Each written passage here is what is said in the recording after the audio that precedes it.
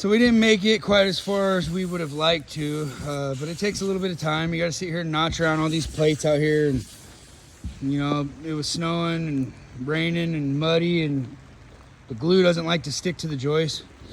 But we made it probably 2/3 of the way in 3-4 hours. We're packing up tools now. We're about to lose light. And anytime you're doing subfloor, you want to make sure that you nail everything that you have glued down, you know, before it dries.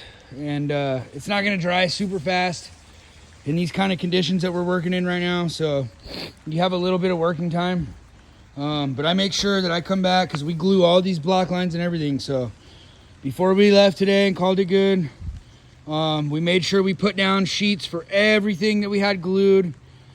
That way we don't have to worry about any glue drying and then having to scrape it and whatnot. And then like on these edges where we stopped gluing here and the glue kind of smushed out of the seams, I made sure that I took a scrap and I scraped that out, knowing that it'll harden up and then it's way, way more difficult and tedious to take care of later.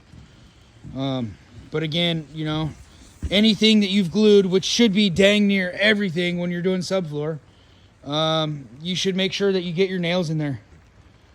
That way it's pulling the sheet down tight into the glue and letting it dry and cure and do its thing.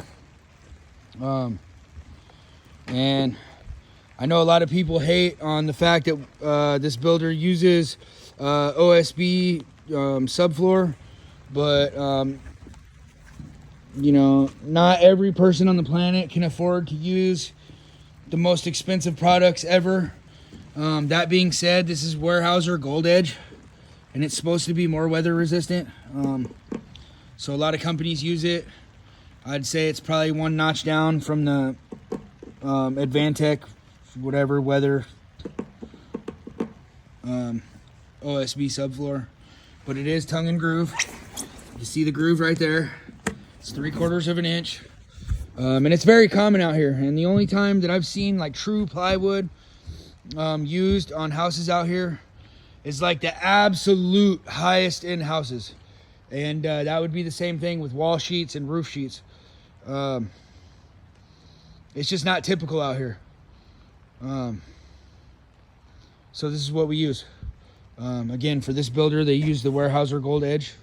It's supposed to extend its life and weather resiliency about 100 days per season of building. But the plan for tomorrow is my guy is going to keep pushing with the sheeting, gluing, notching, doing what he's got to do. And I can do my trim backs right here, and I can cut these nuts off, or bolts, whatever you want to call them. I can cut the bolts off, and I can do my trim back, because this mud sills ran just a little bit long. You see that? So I can trim this back. I can start snapping lines, and I'll actually be able to be building this wall in the morning while he's finishing that out. And then I'm right here if he needs help with anything or whatever, and vice versa. And our game plan is to, by end of day tomorrow, have this whole wall built, that all sheeted, have that whole wall built, hopefully have this built and this built, and then first thing the next morning we can stand that,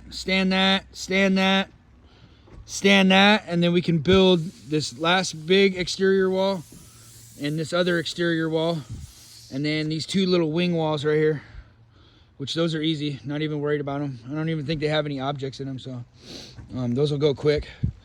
But that's our goal. Usually once we get to exteriors with only 2 of us, you know, this is a big wall. I don't know, it's over 40 feet. I haven't even thought about it yet, but it's 1, 2, 3, 4, 5.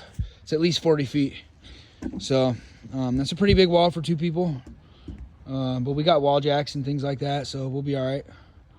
And this is a 2-story building, so there's actually extra trimmers and whatnot and weight that's going to go in here. But that's our game plan for tomorrow.